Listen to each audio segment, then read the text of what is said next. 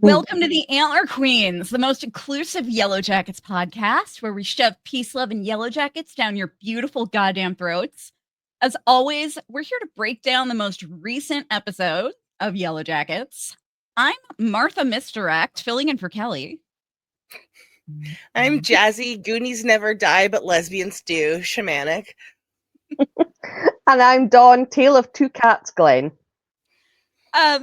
We also, just so you know, like to talk candidly about subjects as they relate to the episodes, like that, other shows might not be as delighted to cover, like politics, bigotry, etc. All that fun stuff. We're not afraid of it.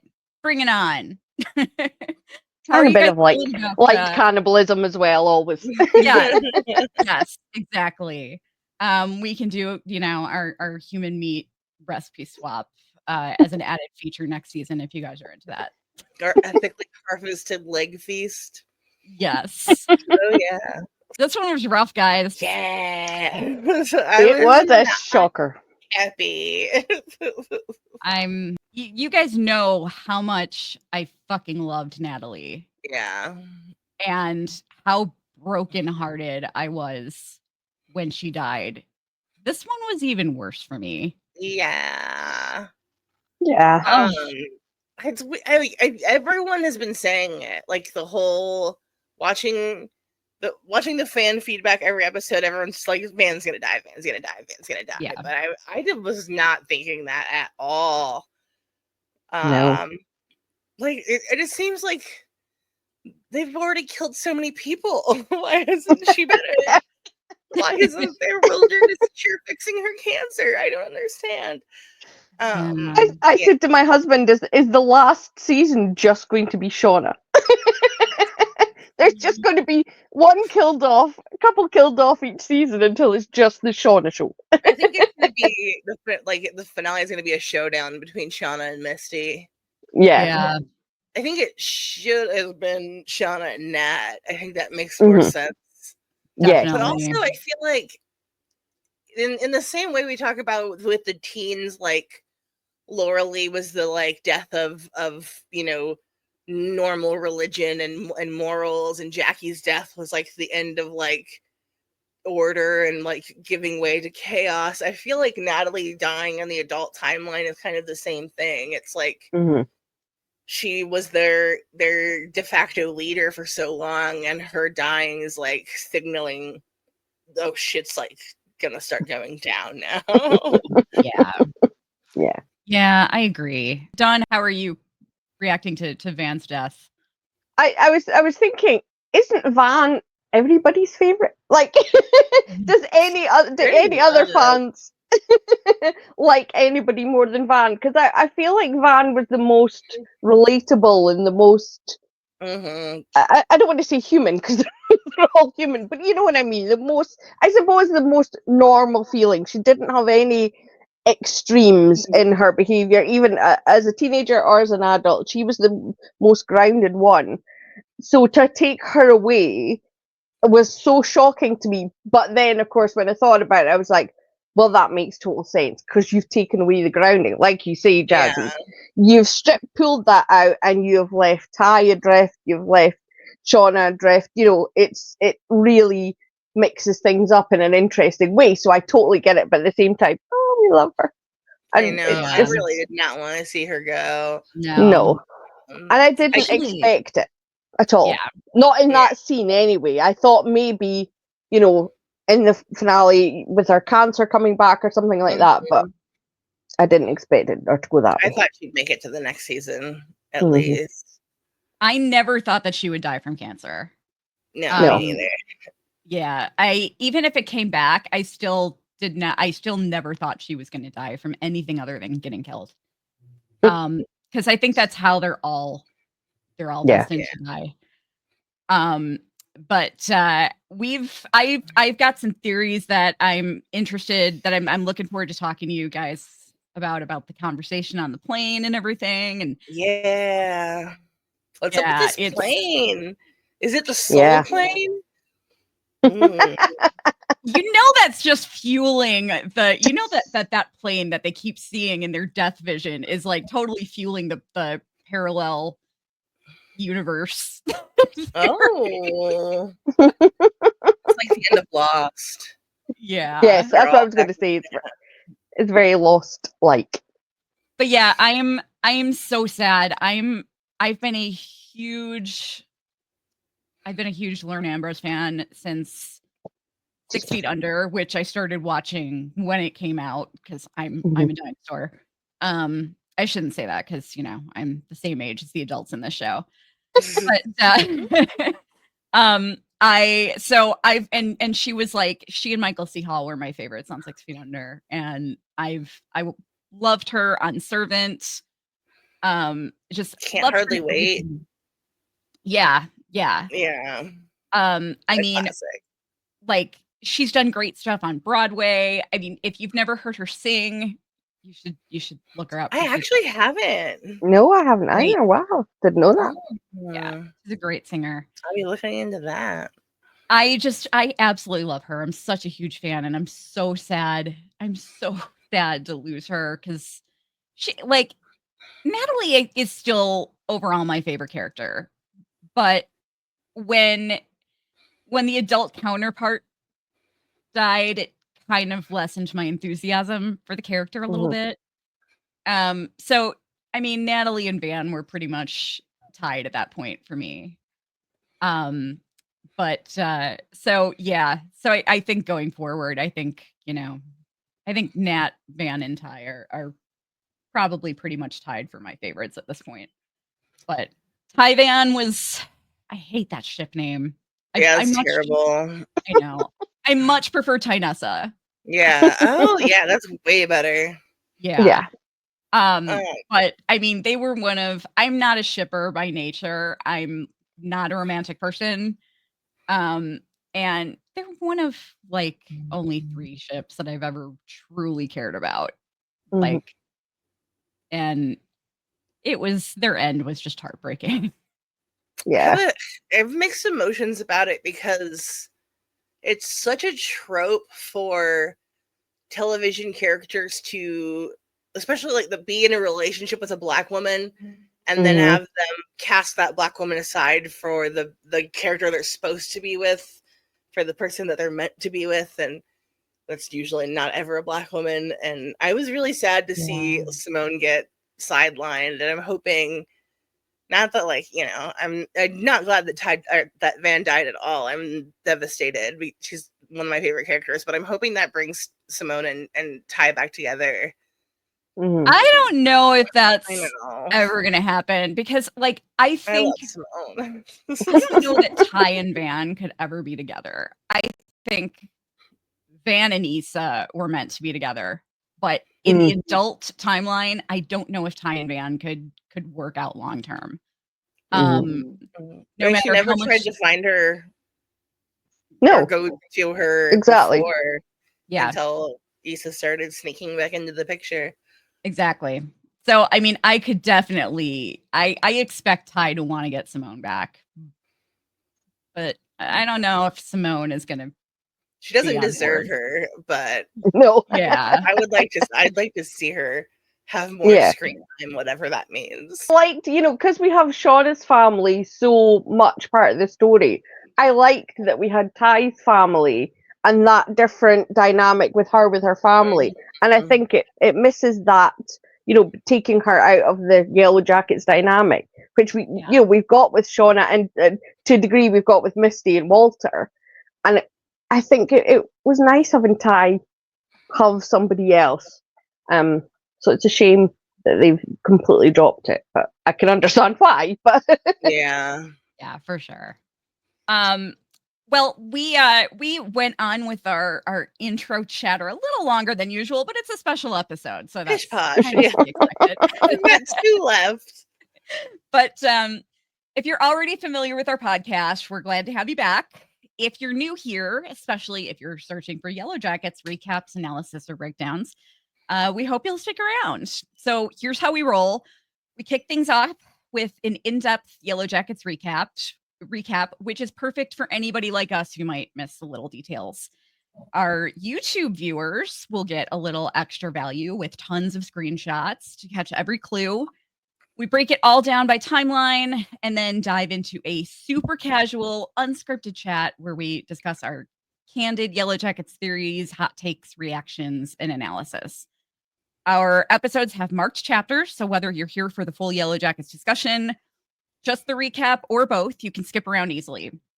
So you can expect to spot hidden details you might have missed in your favorite episodes. And like I said, we're not shy about getting political or sharing bold takes on the show's theme, survival, society, and all that juicy drama. So if that vibe hooks you, you found your Yellowjackets hive. So if you prefer a polished, no commentary breakdown, then we might not be your fit. But let's go ahead and dive in, shall we? Let's do it. Oh, by the way, I'm so sorry to interrupt. One quick second. I want to bring this up before we even get into the episode. Ooh. I got corrected and I should have written down our viewer's name, and I'm so sorry that I didn't. I'm gotta get better about that. So I put this up last week because I thought it was interesting that Van was on level 2 in room 5. I said I thought that was interesting because their flight number was 25. And I was like, oh, and I think Van's soccer jersey was also number 5. It was not. I was corrected on that. And I was like, oh, that's right. She was number 1. Oh, because she's the goalie. Yeah. I should have known that. Yeah. Sorry. Me too, Silly little error. I just went along with it. But okay, go ahead, Jess. All right. We open on a mechanical, rhythmic beeping, a breathing, hissing, and a black screen. As the visuals return, we see Van in her hospital bed, wearing an oxygen mask and totally out of it. The beeping comes from her EKG monitor. Her vision is blurry, and she asks the figure in the room, who appears to be a nurse, where Ty is. The vision in scrubs is actually Teen Van, who opens the curtains and informs her that Ty and Misty are still there. But Shauna ditched our ass. That figures, huh? Typical Shauna. A dazed Van removes the oxygen masks and asks if this is a dream or if she's dead. At first, Teen Van is enigmatic and says that death is around every corner, before she asks her future self a deeply important question. Does she remember the Goonies? Teen Van excitedly recounts the plot of the greatest quest of all time, before ICU Van reminds her to get to the point. She's seen this movie literally hundreds of times more than her teenage counterpart. Teen Van says that Mikey's story is a classic hero's journey and emphasizes the importance of them finding the treasure at the end, telling her that X marks the spot. That's what Ty's been trying to tell you. Adult Van scoffs that Ty hasn't exactly been herself recently. She watches young Van inject a dark liquid into her IV bag. Teen Van acknowledges that Ty needs Van to find the treasure too. As things start to get wavy, Adult Van questions her teen self tampering with her meds. But younger Van brushes off her concerns, saying it's just a little something for the road. Adult Van asks where she's going to get the treasure. Her younger apparition tells herself, her vision growing even wavier as she returns to reality. Back at the Canadian standoff, Shauna has told the Yellowjackets they are not leaving with Cody and Hannah. Natalie challenges her, saying she has no right to tell everyone what to do. Shauna casually informs her that not only can she tell people what to do, they will follow her orders. Lottie tries to calm down the face-off, saying that they'll all see this is the right decision. Travis cuts her off, reminding her that they have all been in actual hell for over a year, and it's wrong of Lottie and Shauna to force the others to stay against their wishes. Lottie claims it's not her, but it that wants them to stay. Ty adds her own calming voice, trying to reassure the others that they don't have to stay forever, but they do have a lot of mess to clean up first, and leaving now isn't smart. Cody takes this as his cue, and using his classic Jeff Winger charm to announce that he's going to leave them to their hair braiding and like cannibalism, and hit the road. Oh, Cody, you wish it was just like cannibalism. Shauna wrestles the rifle from Natalie, much like she wrestled power from her, and points it at Cody, letting him know that she is not down with his travel plans.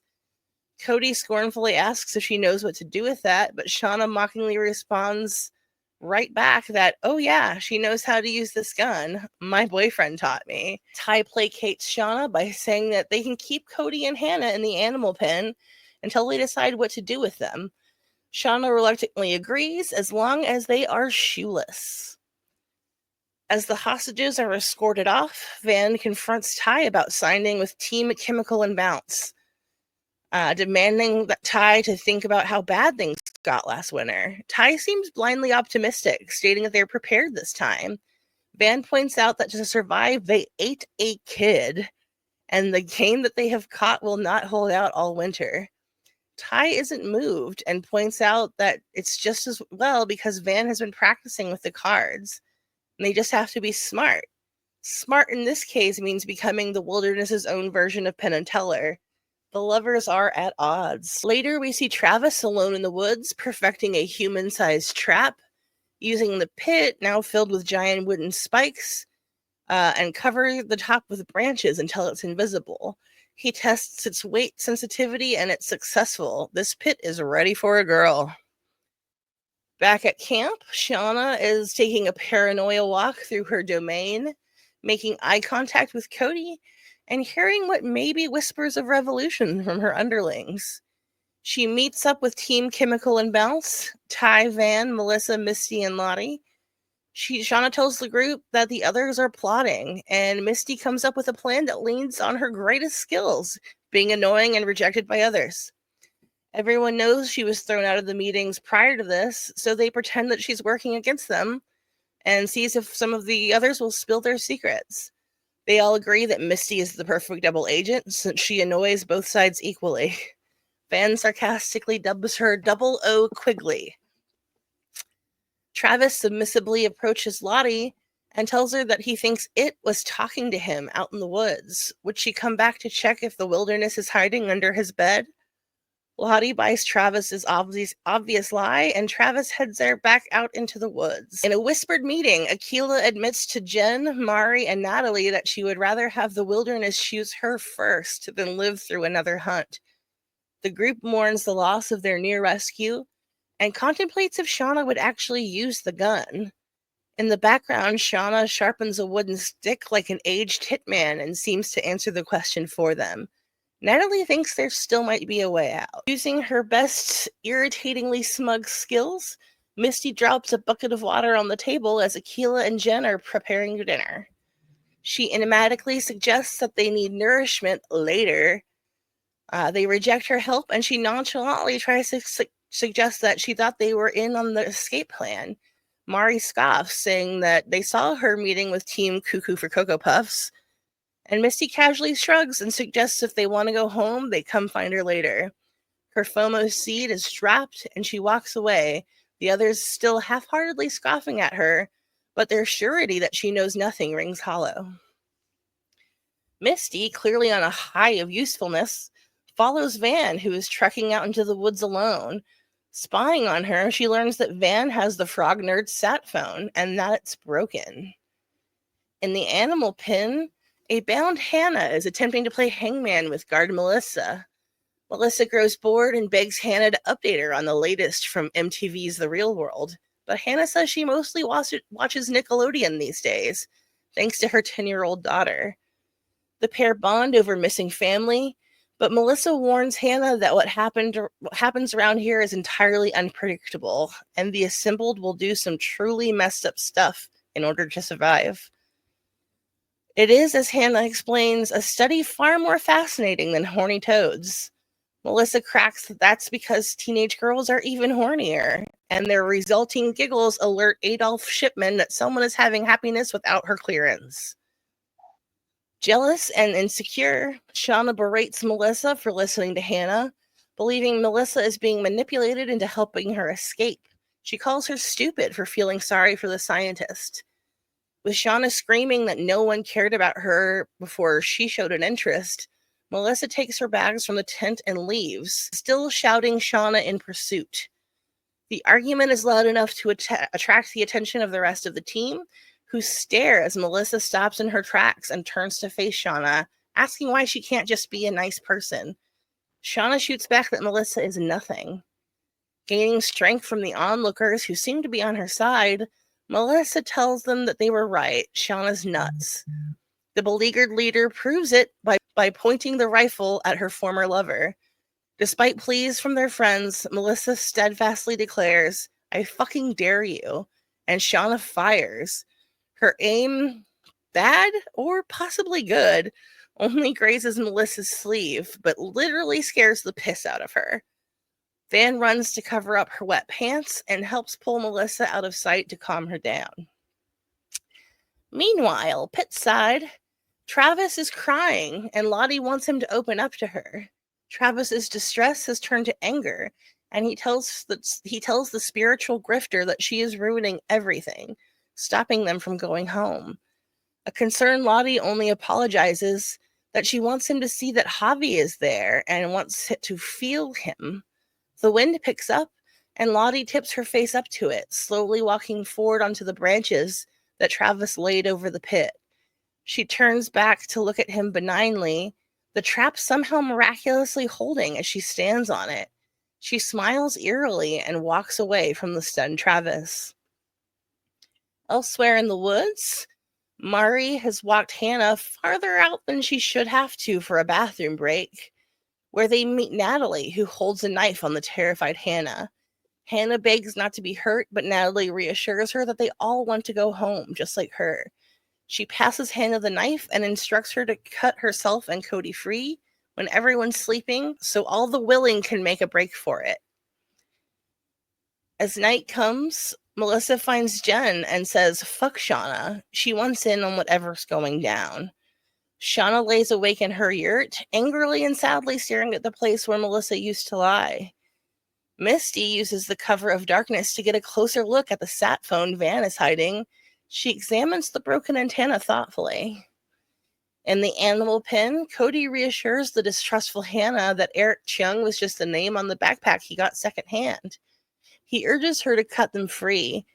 She agrees and begins to cut them loose. Unfortunately, Hannah's worries were correct, and their freedom is cut short as they are confronted by an ill-timed visit from the suspicious Shauna.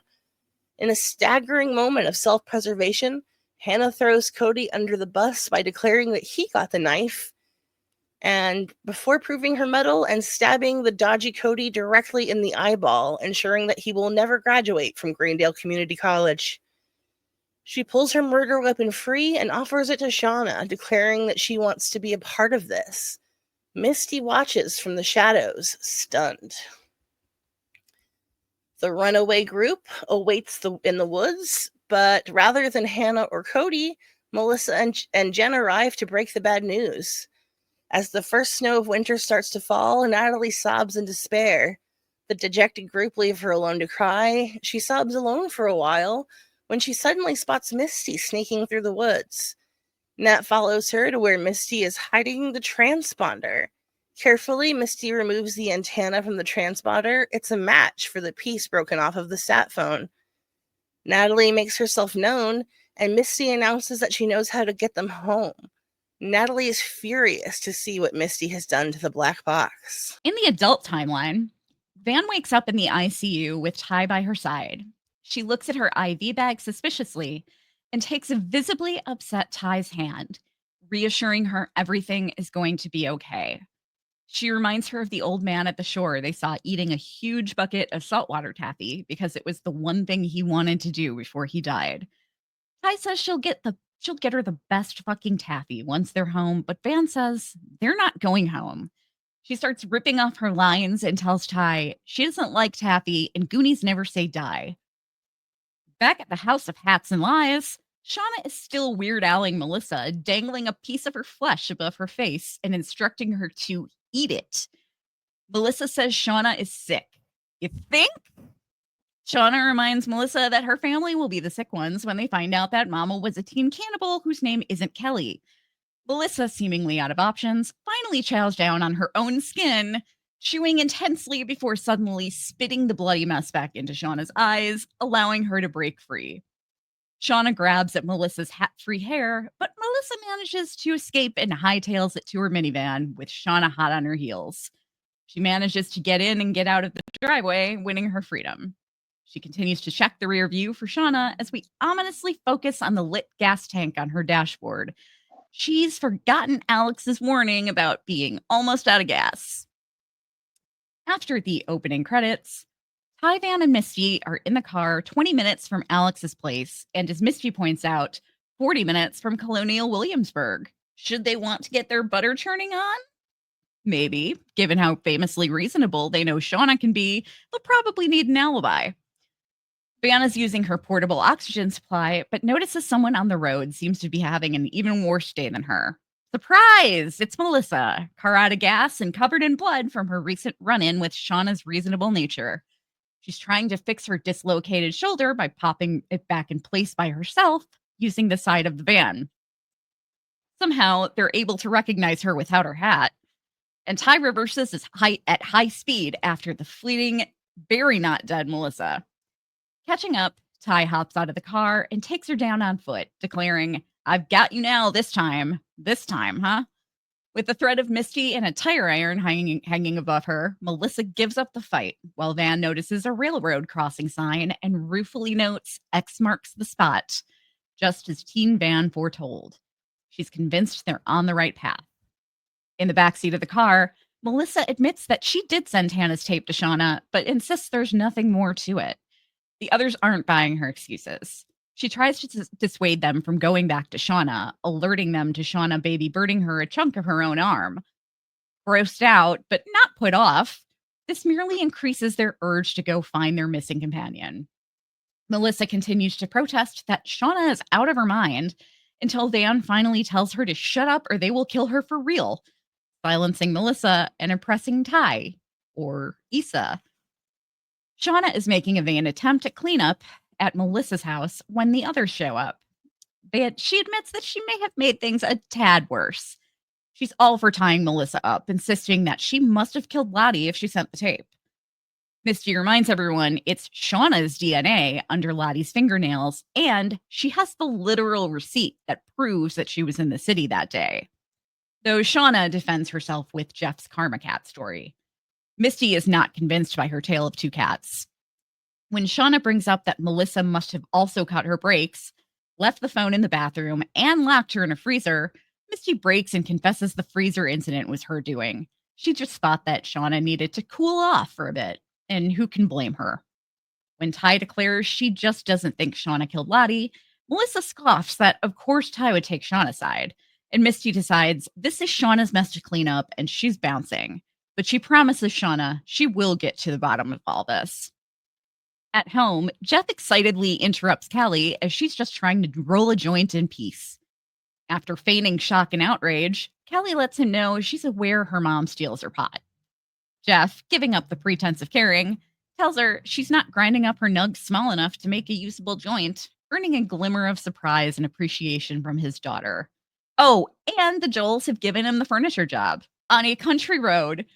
Misty is dropped off by an aquarium ornaments maker in the middle of nowhere before a be-shorted Walter Tattersall arrives by helicopter to pick her up. He's delighted she contacted him and assures her the chopper is just on loan from Keith Morrison, who owes him a favor. He takes her back to his place. Back at Melissa's, Ty is securely tying up their host as they debate how to handle the situation. Van reluctantly agrees with Melissa that Shauna is a problem. Ty points out the situation's parallels to Adam, a nugget of information Melissa immediately jumps on.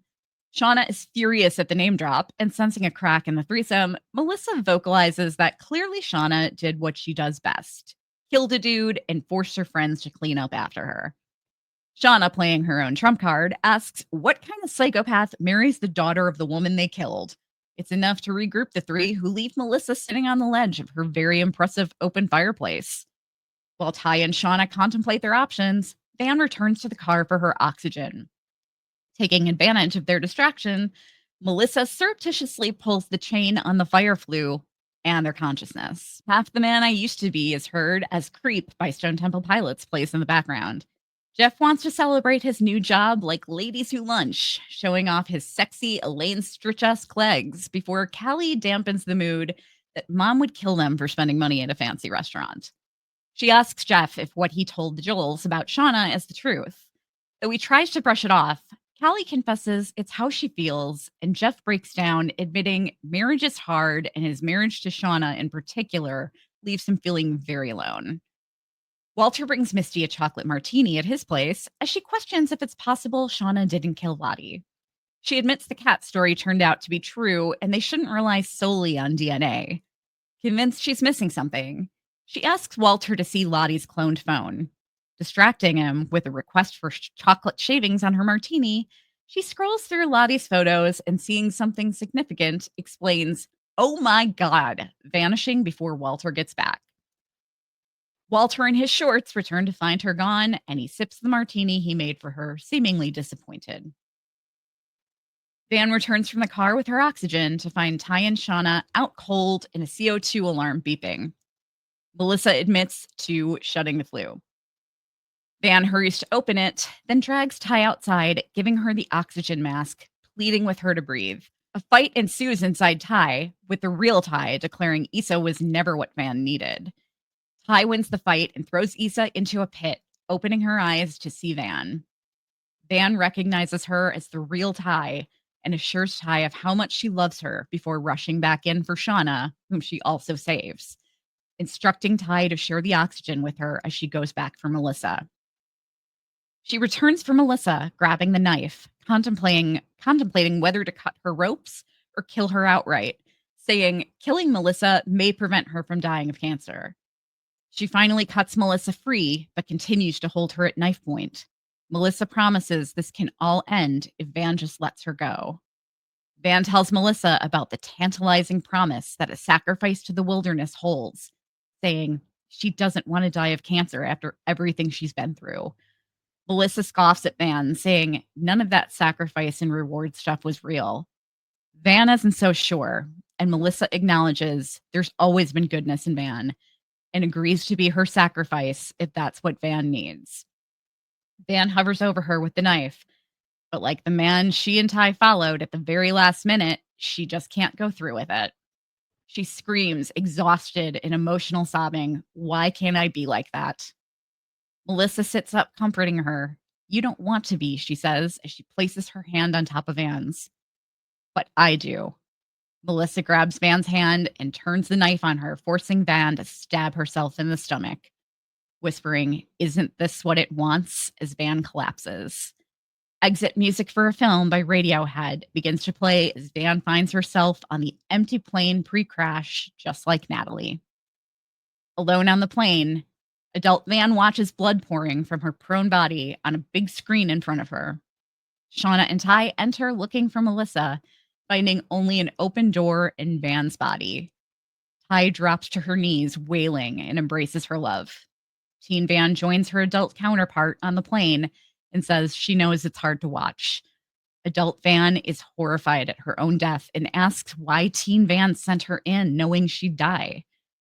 Teen Van is apologetic that it wasn't her call. This is just how their story goes, and reassures her adult self that she is the hero. She saved her friends and she got the real love of their life back. There's no better treasure.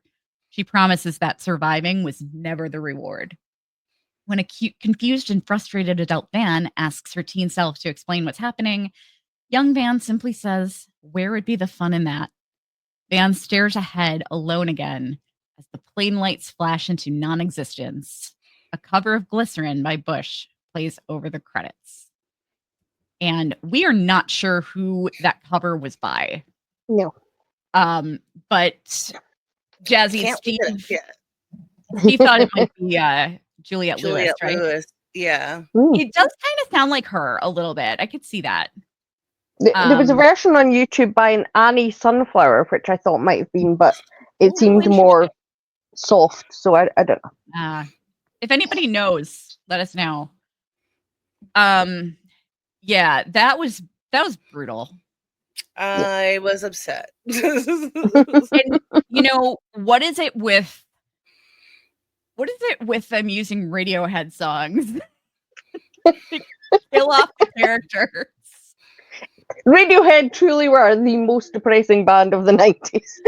Oh my god. At least it wasn't like I mean, my favorite Radiohead song was already used for Nat, but this was the perfect song though. Yeah, it To really was. But I have to say, and I'm excited to get your guys' takes on this. I am not upset. I mean, I'm not happy. I'm so upset to see her gone, and I would give anything to have her back. But I thought that the way her story wrapped up was kind of beautiful. Oh yeah. Oh, yeah. I loved that she was the hero. You know, it was only in that moment, but you know, when we saw a couple of episodes back, whenever it was, how many episodes ago was it? When they followed the guy, you know, that picked up the Queen of Hearts card, and you thought, oh, Van's really going to go down this dark route, but then she didn't, and you thought, no, it's still the good Van. She has this goodness in her, and I think the whole death sequence just showed that, you know, Van was never, even though she participated in the eating, she never went to the same dark place that everybody else did in her heart, and I thought that was lovely. Yeah, and I'm just so glad to like have a little to feel validated, because at the end of season 2, everyone was like, Van's gonna be the big bad, and that's what, because like she looked horrified to me when they were at the ambulance and Lottie said, the wilderness is pleased, you'll see. Van did not look happy. She looked horrified. But people were like, oh no, I think she was excited. And she was like, oh sweet, we can revisit this to kill it, to get rid of my cancer. No, and like everyone was saying Van's gonna be the big bad. And so I'm very glad that how can she? Because you have to bury your gays or it won't be a TV show. Right? You can't have living happy gays just running around having a normal life. Yeah. That would be a crime. Her and Ty getting back together in the second season, you just know, well, that's doomed. Yeah, for sure. For sure. This show's so trope busting in so many ways, and I'm bummed that I mean, I knew I on some level I knew it was coming. We were gonna lose some sapphic character at some point, but I'm bummed. I'm really sad it was Van. Yeah. I really love Van. I do too. I mean, my top 3 were always Natalie, Van, and Ty. So I'm glad that I can't see them getting rid of adult Ty anytime soon. I mean, I think those 3 will be around till the end. Ty, Shauna, and Misty. It kind of sounded like Simone Kessel spoiled Van's death when she was saying, she did an interview where she was like, it seems like they're just focusing on the 3 main girls now. And everybody was like, oh, what does that mean? What does that mean? And her getting Ty back though was so great, but so heartbreaking at the same time. They've been like, in my opinion, she and Ty haven't been together since the finale of season 2. They only really got to have like a couple days together. Yeah. And it's just been Issa the majority of the time. Oh yeah, we don't have confirmation of that, but that's what it feels like to me. And what a bummer. But at least she got her back at the end. Like, she got Ty's agency back. Yes. Yeah. And and she and Natalie both died because they were saving somebody. Yeah. Yep. And I think that's kind of like gonna be a running theme throughout the show. So is Melissa crazy? How do you guys feel about, there was both I mean, obviously, like the ending there with her being like, isn't this what the wilderness wants? but also in the car when she's driving away and she's like staring at Shauna in the rear view, she looks excited. Like, Yes. yeah, like she's like, oh, it's on. Like, my plan is finally coming together. I don't know, maybe I'm reading too much into glances as I tend to do. You're totally right. She absolutely looked excited. Mhm. And when you think about teenage Melissa, you know, she was attracted to Shauna because she was acting crazy. Yeah. That was what got her going. So, but then she took it too far. Yes. Yes, she did. She did take it too far. Yeah. But also, girl, you stoked them flames. Exactly. Yeah. 100%. Speaking of flames, I have to, of course, point out the presence of one of my favorite theory topics, which is CO2. I mean, obviously, you know, totally unrelated. Mm-hmm. But of course, I can't help but kind of think that, like, maybe it was a little tie-in. Because I'm obsessed with the theory that CO2 caused all of the madness in the wilderness and in the cabin, especially, and the cabin fire and everything. Yeah. Mari hearing the dripping, Mari seeing blood on the walls, the hallucinations, the birds, even like everything. I think, except for the mushrooms, except for all the shit that happened. Yeah. Except, what the fuck was up with Lottie not walking like on the not trap? Not was that just good luck? Like, she walked out slowly enough that the branches held? Like, how did that happen? Yeah. That was nuts. That's the like, and that's the the way most thing, like, supernatural thing I've seen so far on the show. Like, I don't know how to explain that. He tested it. Yeah. He tested the weight. Like, but maybe, like you said, he threw the log on it, and so that was a sudden thing where she walked out slowly.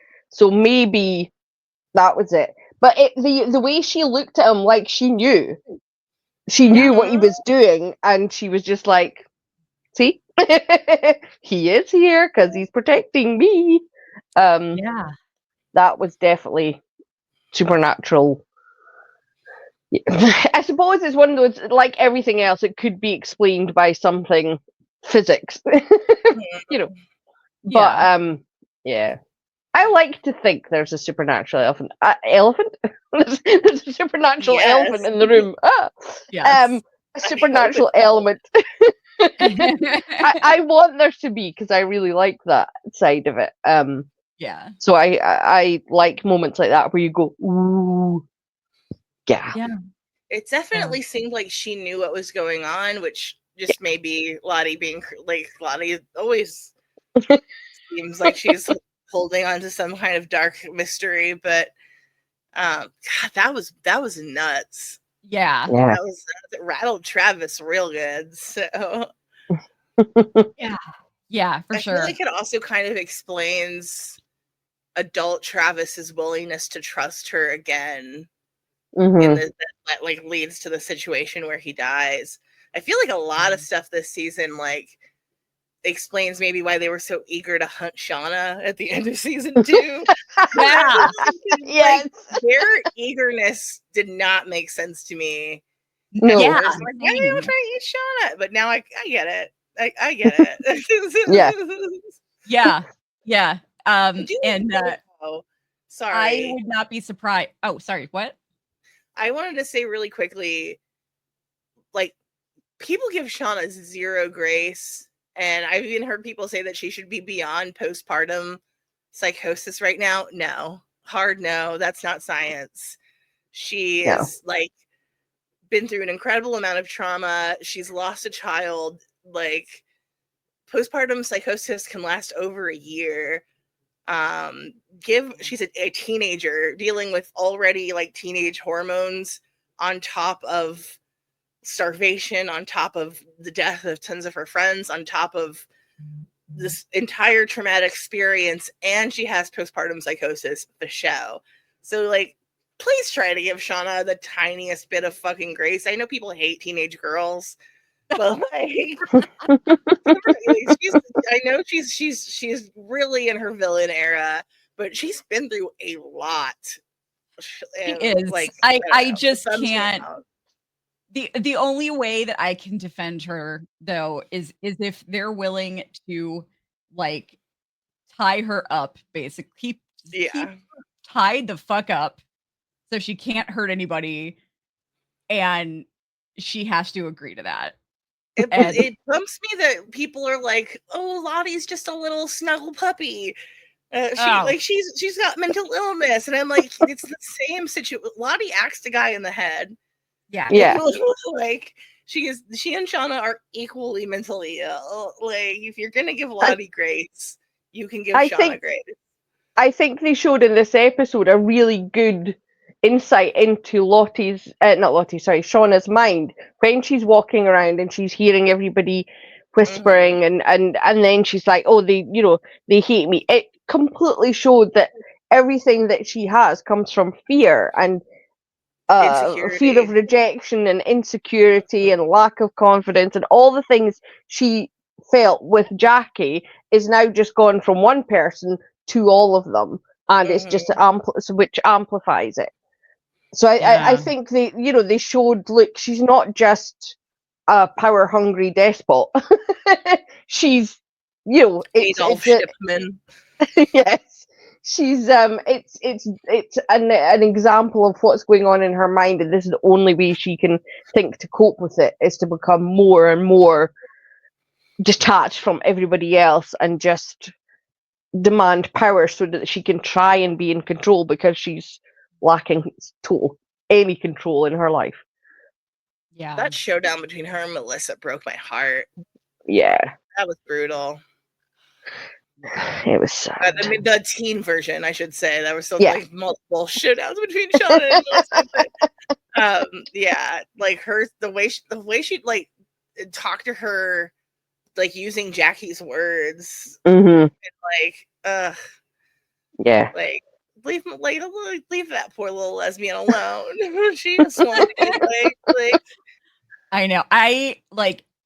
She was, God, Sophie Elise was fucking amazing in that scene. Yeah. She was terrifying. Battle of the Sophies.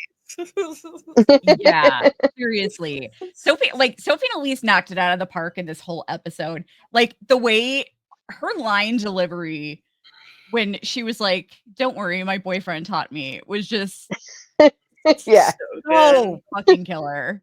I really wish we had gotten a little more. I'm bummed with how little they used. Oh my god, Joel McHale. Joel McHale, thank you. I know his name. Jeff Winger. I've held him in my arms. No, but I was bummed by how little they used Joel McHale. Yeah, I know a lot of people thought he was going to have greater significance, and I'm hoping maybe we'll still find out some more about his character later on. But like, I'd love to have seen more back and forth between the two of them. They are both so snarky. And there's no reason they built in the dodginess of his past, how the fact that he had a different name on the bag and that he just seemed to be a bit not right, and then just to kill him off, it was all just a red herring to make you think he was going to do something, and then no. The power of the women took him down, right? Now, before we go any further, I just want to give everybody some insight. So, not between the three of us, not all of us have seen the finale. No. So we aren't even capable of giving you any spoilers for the finale, or like accidentally or what otherwise. But so obviously, though, from what we know already, so he dies. We know that Hannah's going to die because they've already said that she died. But I mean, it seems so. Dawn, what do you think is going to be? What do you think is the plan for how they end up getting rescued? I am assuming that the thing is, if Misty tells everyone about the transponder, then she's telling everyone what she did. Yeah. And even if she's come up with a solution, I'm not convinced that they'll, someone like Shauna will be so easily forgiving and go, hey, that's okay. So I don't know how they're going to deal with Misty in the finale. If Natalie is going to, like, fudge the truth and try and help her and say, look, okay, we found this. We found the transponder or something. Or if she's going to say, no, Misty's the reason we're all here, let's build a fire and burn her. I know, obviously they don't. But I don't know, and I don't know what Hannah's game is. I don't know how much she's just doing this just for survival, or if she's doing a little science experiment of her own after saying, Going native. going native, or is she like going to, try and sort of manipulate them somehow? Because they're, even if they've got this plan to go home, even with the transponder, it doesn't solve any of the reasons why Lottie and Ty, were talking about not wanting to go home. It doesn't change any of that. Mhm. So even though Melissa, Hannah is might be on their side and would say, oh yeah, I'm not going to say anything, I'm one of you now, that still doesn't solve everything. They're still going to go back to their old lives, and they're not, can't be out, they can't be, and Lottie's going to be back in an institute or just medicated. So I really don't know. I can't see it going well, put it that way. Yeah. I mean, they need the sat phone to work because Cody's gone. They can't get let out. They can't find the rescue point now. Yeah. I wondered how near they were. There's no indication, is there, at all, like how near were the scientists camping to them? Because it's like says, oh, sorry, go ahead. No, carry on. Callie says that their campsite was discovered 100 yards from where the Yellowjackets were, or 100 miles from where the Yellowjackets were rescued. Oh, right. Okay, yeah. So, yeah, okay. That's still quite far. Yeah. Yeah. Yeah, but I mean, like, obviously, with them not coming back, you would think that a search team would go out there looking for them, because people knew where they were. Yeah, and they have other, like, groups out there studying. Like, they've had groups leaving those like food rations and stuff about. So like, eventually they're gonna run into more people, hopefully not with a bloody head on a spike. Yes. Standing guard. Now, okay, if you guys were, let's say that you guys were in Hannah's situation, and you were like, if I was in Hannah's situation, I would just straight up die, because I would just be pissing myself with fear and not making the greatest decisions. I'd be like, I don't know what to do. Don't kill me, please. I'd be like, oh no, I'm so juicy and tasty. Yeah, lots of bits. But if you were in Hannah's position and you were capable, you were in the state of mind to think rationally and to make the best decision you could at that moment, do you think you would have done what she did? Oh yeah, 100%. Yeah. With a kid to get home, like, she wants to get back. Yeah. I mean, her kid situation is strange, but she wants, like, it's him or me. Yeah. I would have too. If she heard them all saying, the reason we can't go back is because they're going to say something, and sure, just saying no, we won't say anything, that's not going to butt any parsnips, as we say in the UK. But if she can prove it, she can do it. And who's he to her? Nobody. So look, he's going to die one way or the other. I think it's a good call to go, right, I'm going to prove, look, I'm on your side, we can all get out of here together. Well, I think there was a way for both of them to live. I think that they could have proved it by like making them hunt each other, or or just having a hunt with them joining in, and they have to kill somebody. That way and it's eat somebody. yeah. That We're way all they're guilty. implicated.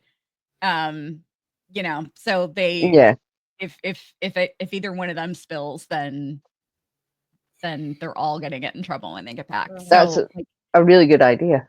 yeah. So there could have been a way that they could have both lived, but I mean, Adolf We would have had to kill off Shipman. one of the red shirts. Yeah. Adolf Shipman was gonna kill somebody in that moment if Hannah didn't. So yeah. I thought it was interesting that they like played up Cody and Hannah being into each other in the episode where they introduced them. But then that just never comes back at all. No. Like, see, I mean, time, but I honestly didn't even get those vibes. The only vibes that I got were coming from, what was his name? Her boyfriend? Edwin. Yeah. Or that Edwin was like, clocking that she was into him. Oh, and yeah. Hannah was picking up what he was putting down the show. Where he like holds the log up and she like slides under it. She's like, ooh. I'm so silly. I am the absolute. See, this is why I don't ship. I am the absolute worst at picking that shit up. They're like wrestling in the tent. Yeah, that bit was very. I'm so stoned. I can't stop myself. You get out of here. You guys are like in your 30s. I thought it was going down a threesome route at one point. I was like, We're owed it. I mean, yeah. Seriously, the one thing we're lacking. Yeah. We need a threesome on the show. That doesn't a dedicated throuple. I would take. We already do with Van and Ty and Issa. There's our threesome. Yeah, good point. Good point. Yeah, that's true. We just need Issa to enter somebody else's body, so Ty can. That looks exactly like the body she already has. Yeah, but not in a weird twin way. No. Yeah. This isn't the White Lotus. Let's not go down the incest route. No, have you seen the video of the twins that are like, no incest? Like, yeah. Sorry to get off on a tangent, but that's like the funniest reaction to White Lotus I've seen. This year. By the way, I just want to keep this fresh in everybody's minds, whether we revisit it this season or not. This was the hat that they had with them that they were using to play cards. I don't know if it was Cody's or what, but that was the hat in the cabinet. Yeah, so suspiciously like. Yeah, like the same hat. I just wanted to bring that up since I had those photos sitting right here. Okay. I was confused about this. Whose hair is that? I forgot. And I saw she grabbed it off of somebody in the beginning of the episode. Oh. Okay. It happened early in the episode, and I forgot who it was. Really? Yeah, I saw it happen, and I think it might be Hannah's. Huh. Oh, yeah. Because that is interesting, given she pulls Melissa's hair in adult version. Yeah. That's really interesting. It happened early in the episode, and I cannot remember now to save my life whose hair it was. And I was thinking that when I saw her doing this at the end of the episode. I rewatched it today, and I cannot remember.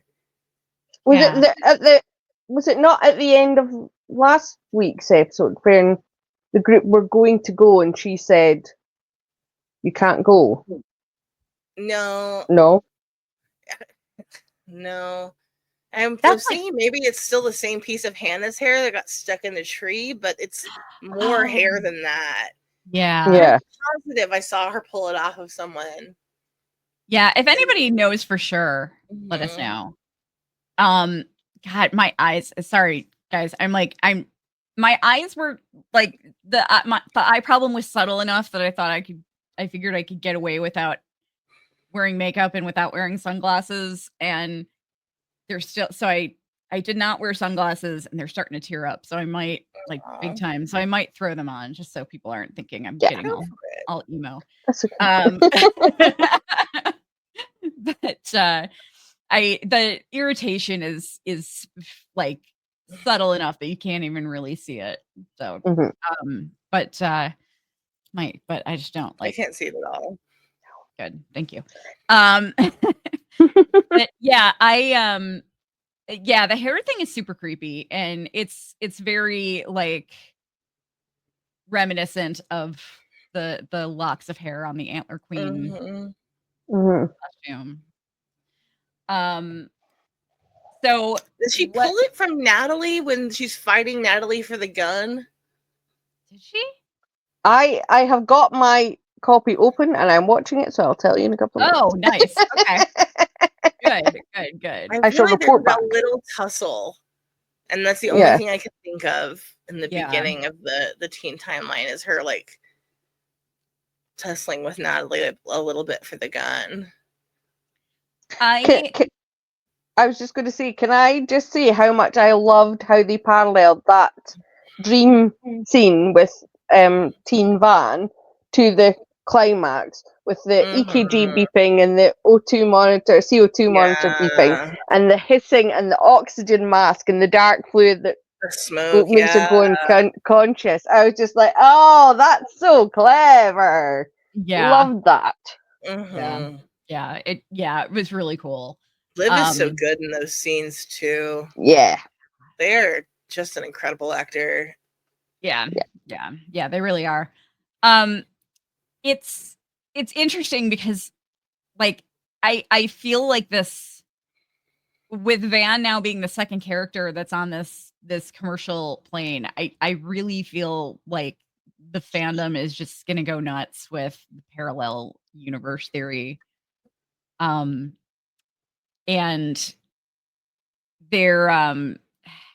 there's like I think that's been kind of dropped for now, but I think it might get picked up again. Especially Once they after all died on the plane, and the plane never crashed at all. It's kind of Final Destination as well. Like, yeah. you know, they've all got to end up back on the plane where they all should have died when they die, kind of thing. What if this is okay. I'm reminding you all that I'm Martha Misdirect filling in for Kelly. Okay. Kelly's taking a mental health day.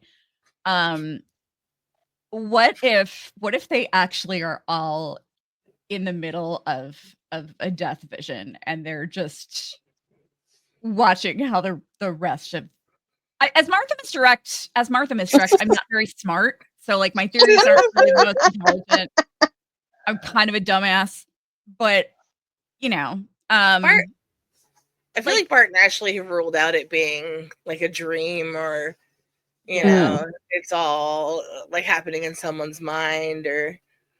It's just so weird to me though that like they crashed on this private jet, but when they die, they're all on this commercial flight. Is it not the same plane? No. Oh, I never It's even much realized it bigger. was the same plane. Much bigger plane, yeah. Yeah. Weird. Yeah, I didn't even occur to me. Yeah, they're on a commercial flight. And it's modern, you know, more modern than what they were. Yeah, they were in. Yeah, exactly. Interesting. They're gonna be the plane that hits Johnny Darko's house. That's how this theory fits. Yeah. You guys, I never realized how shallow I was. I never thought of myself as a shallow person. But if I showed up, if I had like a Tinder date with a dude and he showed up looking like Walter, Hey. I think I might have to leave. Hey. Elijah Wood can clean up. He's a good-looking guy. Don't get me wrong. He's a good-looking guy. Don't wear shorts on a first date. That's what we're saying. That whole get up. Oh my god. And here's shit. I can't remember the guy's name now that he said he borrows the plane from. Keith Morrison. Yeah. What a random, like, well, weird call, like, just name drop is such a.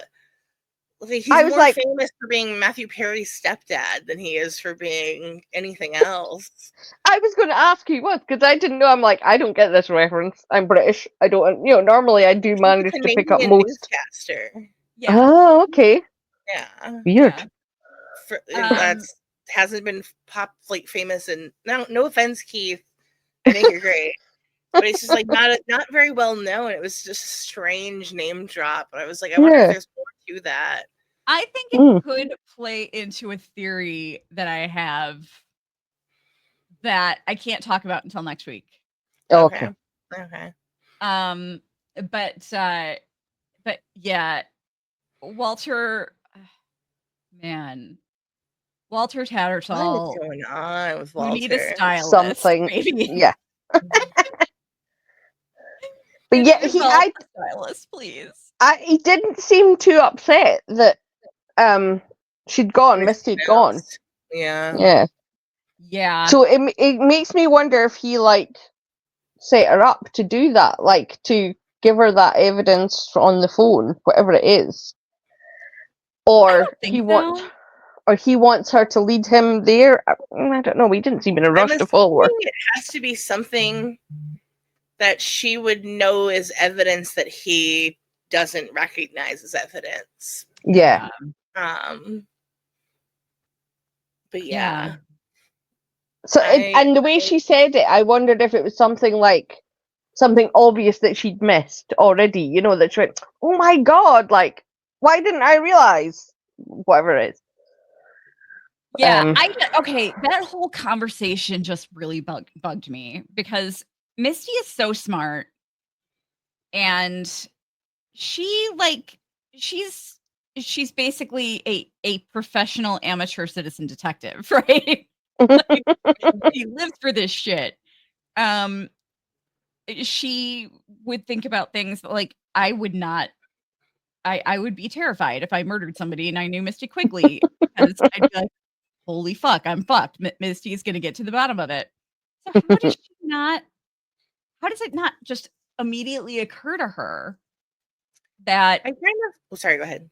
About the mitochondrial DNA thing, that the DNA could actually be Callie's. Yeah, that seems like something she would know. Yeah, you would think that she would mention it. Unless they deliberately left that out because that's the case, but you would think that they wouldn't want to do that because it would be too obvious. I don't know. I just thought it was a really odd choice to have her to have her not think about that, and to say things like, I feel like there's something I'm missing.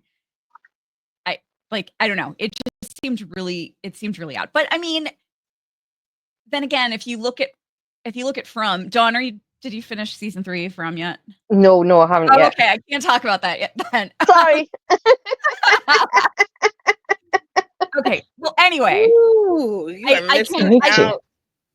I can at least allude to it. So it's kind of like how, Jade has been going crazy all season 3 and losing sleep and getting drunk, becoming an alcoholic and going nuts, trying to find out all these answers. And it turns out that he the answer was something that should have been so obvious to him, Mm-hmm. of all people. Yeah. And like when it's revealed, you're like, how is he going nuts this whole season and then didn't Didn't think think. Yeah. of this? And it's I'm sorry that I can't allude to more, but so I mean it's kind of like that. Like I could see myself doing that where something is just really obvious and I'm just overthinking it. You know what I mean? Yeah. Yeah. I had another thought about that. Ooh. Yeah. How did Misty Quigley accept Melissa dying and there being no body?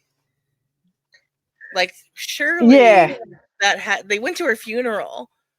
Shauna says they all went to her funeral, so they Mhm. know that her body wasn't there. They didn't. I mean, I don't know what if they put out an urn or if they, what they did, but Yeah. surely Misty would know that her body wasn't recovered and find that suspicious, right? Yeah. But at the start, didn't they all accept Natalie accept Travis's death? I know there was a body, but they accepted it was suicide, and it was only because Natalie was like querying it that the rest of them. So maybe it was something like that at that point in time. They'd all just kind of mellowed in their, well, people are dying, yeah, committing suicide, no surprises, and then only now they're heightened because of everything that's gone on in the past few months or And we don't however. know how long into No. them being back. Maybe she hadn't gotten her Yeah. detective wings yet. I just want to remind everybody and that in the pilot, was it the pilot or was it episode 2? God, I'm forgetting now. I think it was episode 2, I think. We saw that Misty had ridiculous amounts of information on everybody. Mhm. She had a copy of Callie's fucking birth certificate. Yeah. Yeah. which is why she named Caligula because Callie's full name is Caligula. Oh, yeah. That's not my joke. I saw it somewhere and I thought it was fucking hilarious. But It's Caligula. yeah. But I mean, I think I really feel like we're gonna revisit that for having all that info. Yeah. She has a mugshot of Natalie. Yeah. She has all kinds of stuff in that box. Yeah. Yeah. Just curious to me. I mean, Travis was going In under the name. hiding. Yeah, he was John Yeah. Garcia. Like she had a copy of his new driver's license with John Garcia's name on it. And yeah, I think we're going to I can't get too deep with my theories because some of it involves what we see in the finale. Mhm. Not what I'm talking about now, but what I'm talking about would lead to it. But I really think though that like we're kind of I think the show when we started in season 1, there was a heavy cloud of suspicion over Misty. Like they established her as this character that nobody could trust. She was the pot stirrer. She was the wild card. Like she was always, she was not somebody you necessarily wanted to be anywhere around. Mhm. And it seems like they're deliberately trying to establish that, maybe she actually is a little more trustworthy than some of these other people. I think we're gonna go back to a more season like 1 Misty. she's having to slide into that role because Natalie's gone. Yeah. Yeah. Like, Natalie, someone's got to do it. If Natalie's not here, so I'll wear her jacket and it'll just be me. Yeah. She doesn't have. I don't think she has the Nat drive. I think she's gonna snap under the pressure. Yeah. Yeah. And I keep thinking about her telling those guys, I've lit dicks on fire. Swear to God. Like, if anybody ever hassles me, I'm totally using that line. I've lit dicks on fire. Yeah. Don't mess with somebody with a bird like that for a start. You know. Yeah. Bird Yeah. people are not normal. No offense, bird people. You're great and special, but oh my God, what a job. Well, I mean, they probably don't get much sleep either. Could you imagine? Like, birds don't just shut up. Whatever. I mean, I don't know. Maybe they do eventually take. Yeah, you have to put a cover over them to make them think it's dark and they go to sleep and job. Oh, okay, gotcha. I see. My grandmother had birds. We used to have to do that with Mr. Growly because he insisted on being locked in his crate. All of our dogs went through this phase where they insisted on being locked in their crates at night, but we had to cover it with a blanket. They have their own peculiarities. Banana would flat out get up out of her crate and like walk out and be like, "What the fuck's up? Who's putting me to bed, bitches?" Please. I've been laying in there for a half an hour. My door's still open. What the fuck? A good dog. Yeah, typical husky. But yeah, I mean, there has to be a better reason that she's collecting all of that evidence that we haven't heard yet, you know? I feel like sorry, go ahead. I was just going to say, I wonder how many of them were going, yeah, it's all cool now, it's fine, and just living their life. But she was the one who was like, yeah, I don't trust these people. I'm keeping tabs on everybody just in case. So it wasn't that she had a plan, but she was thinking ahead. If any of these come after me, I've got everything on any of them. Yeah, that's true. I mean, now we've seen Nat find the transponder, so we know at least Natalie knew. Yeah, and I feel like more people. She's gonna have to explain where that piece of the sat phone came from. I feel like more people are gonna eventually find out what she did, and they are not gonna take it well. No, I mean, I feel like she could easily come up with a story that. Yeah, but no one trusts Misty already. Like, yeah, I know. But like you would think, but that makes me sad though, because nobody would, if they wouldn't believe a story about whatever story she would say about the transponder, that would make me sad for Crystal, that people wouldn't be grilling her harder about why she came back without Crystal. Of course, it was a huge snowstorm, but literally nobody gave a fuck about Crystal, and Crystal would have been my bestie in the wilderness. I know. I really like Crystal. Yeah, I know. This show needs more show tunes. Yeah, seriously. Theater kids always go early. Yeah, she was not built for this world. No, she was not. She was an absolute delight. It's so funny because she was such a love it or hate it character. Like, people either absolutely hated her and just wanted her to die, or they absolutely loved her, which is pretty accurate for a theater kid. Yeah, absolutely. That's my experience. Yeah, mine too. We understand each other. Like, most people are just like, if you're in an apocalyptic situation, kill that one off. But we're like, we would find each other because, we understand each other. And we annoy the crap out of everyone else. Who wouldn't want a living jukebox that can just sing you songs to entertain you? I don't understand it. That's ideal. I don't know. I've asked myself that my entire life. Just taking a brief interlude to speak on musical theater, how about Jeff dropping a Stephen Sondheim reference in his little Ladies Who Lunch. It's precious, but yeah, being like, check out my gams.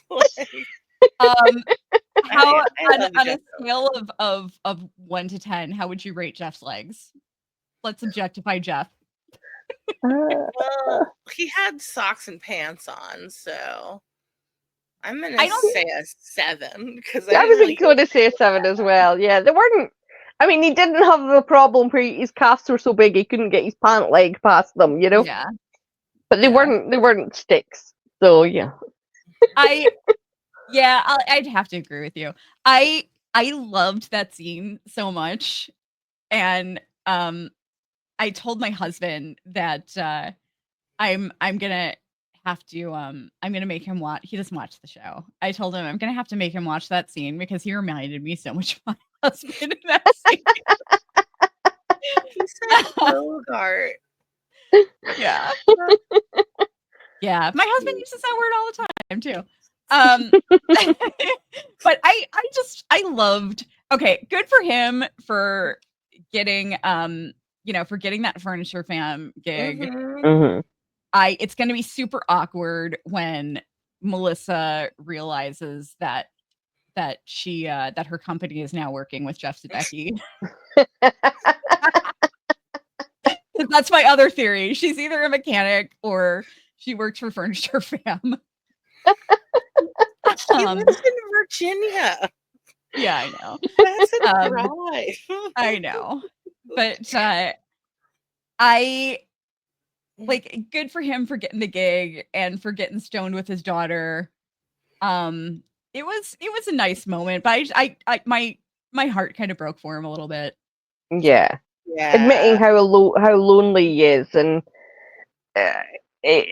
I think Callie is probably more like Shauna in that she has the self-resilience, but I don't think poor Jeff does. So it's like he just wants, it's better to be with her than not, even though it's lonely. I think that's just sad for him. He wants to be like, he wants to be her ride or die so bad, and she won't let him in. And even like, though he basically already knows everything, the fact that she still keeps him at arm's length has to be so painful for him. Yeah. I know. It's sad. I mean, I like Jeff. I do too. I know there's a lot of Jeff hate, but I love him. I think he's such a great character. Yeah.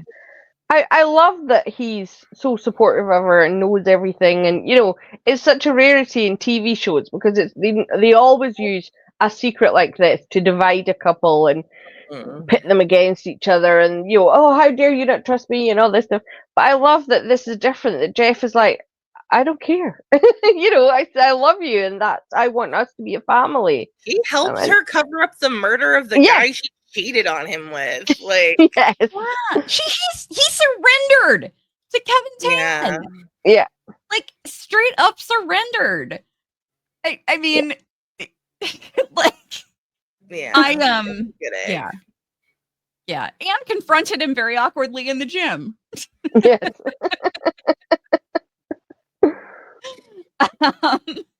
But no, he's just I had this whole theory that we were going to see a darker Jeff, and that he was going to, and that I had this theory cooking where he was going to be like the accidental big bad of the series, like just responsible for so much of what happened, but totally by accident. Which, I mean, I guess you could still kind of say he is, but no, I love him. I just think he's a great character, and I think Warren Cole plays him so well. Yeah. I think Jeff has a lot of unexplored darkness that it would be really interesting to see. Yeah. I would like for him and Shauna to go full Bonnie and Clyde and just take out everybody else. Last Yeah. man standing. Like Yeah. But I like that Callie and Jeff are kind of bonding over this, you know. Yeah. They both feel shut out and they're kind of bonding over this and I just want to be your murder baby. yeah. Yeah, exactly. I also love that like this was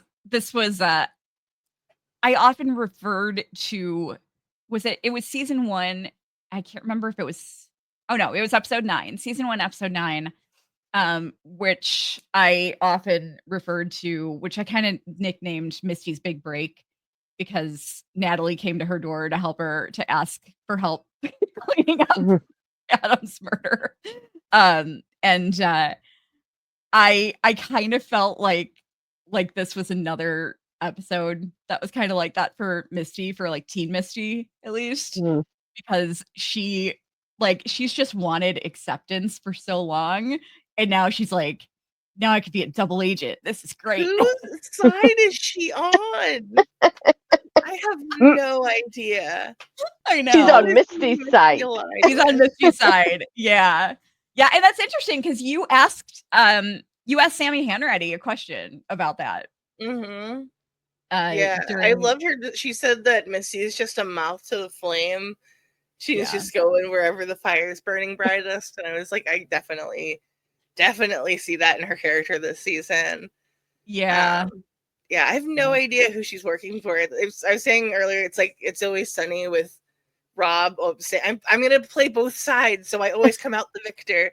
I'm gonna play both sides against each other, but then she tells them both, I'm a double agent. Like, yeah.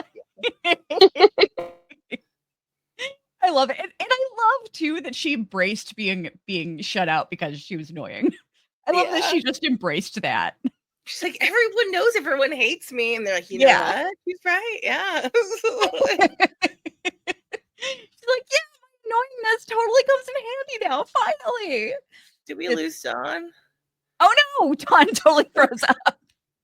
What a gorgeous freeze frame, though. Yeah, yeah, a lovely smile. But yeah, we can keep going with until she comes back. But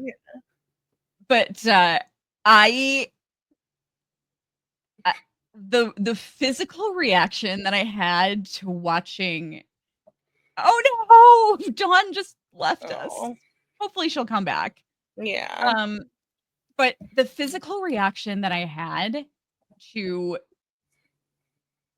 Melissa eating her own flesh, chewing on it, was horrifying. Like I felt like I was gonna throw up. Oh my god, yeah. It was disgusting. Whatever they used, whatever that wiggly piece of like, yeah.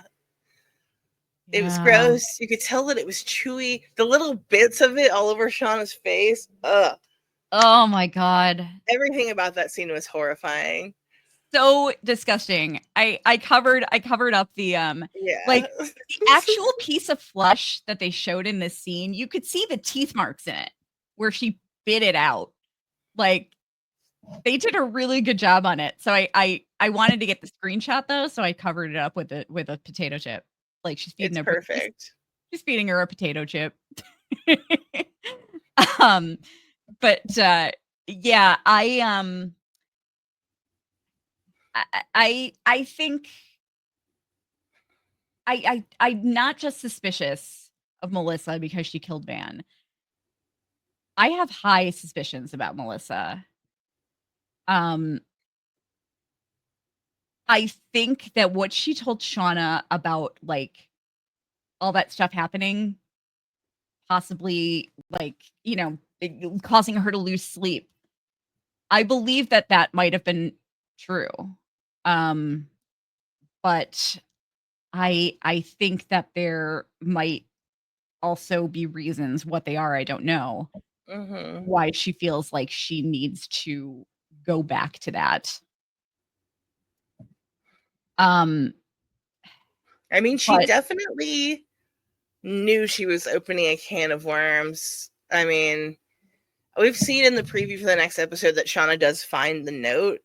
So, yes, like, we don't know what the note says, but note or not, she knows who Shauna is. yeah, she Like, does. I don't think I don't think that there's any chance on this earth that she thought Shauna would just take that tape and that note and not want to have words with her.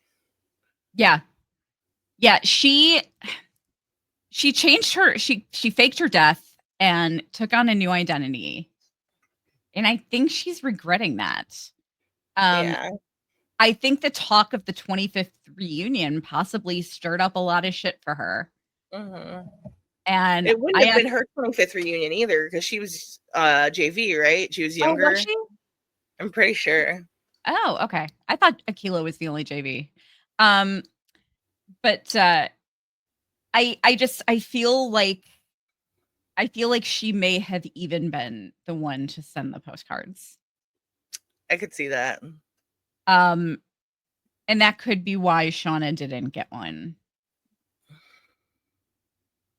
Because like I've never felt like Jeff actually sent the postcards. I always felt like we were supposed to assume that. I thought they were unrelated.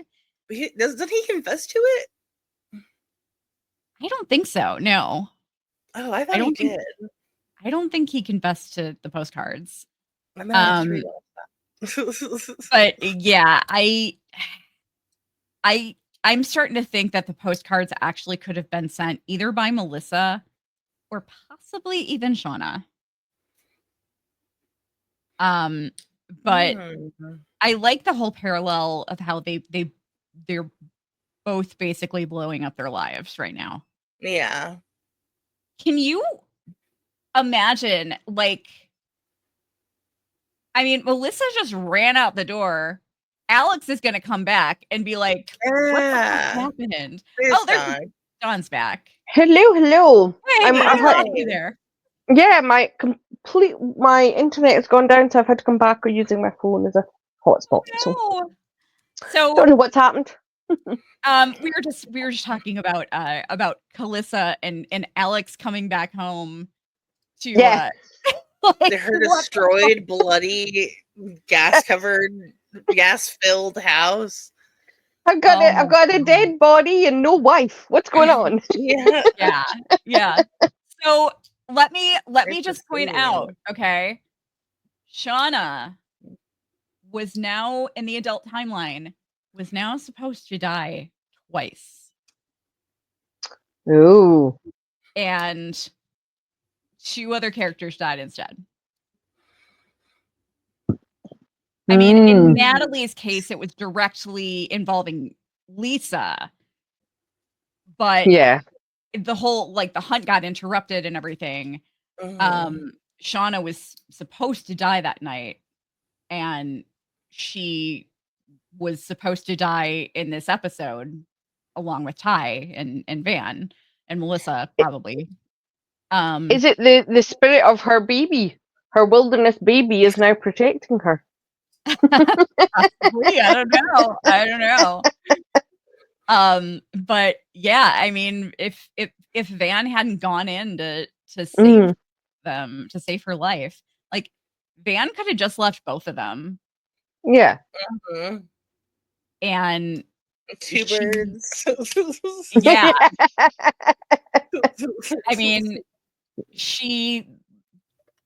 I think she pretty much just stopped to consider killing Melissa because she was just right there and she was tied up and she had done like she was doing weird shit and like she didn't trust her and she probably trusted her less than Shauna at this point.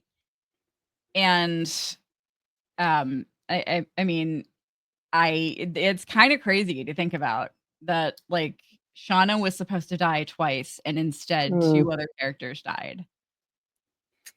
Yeah. Third time unlucky. Yeah.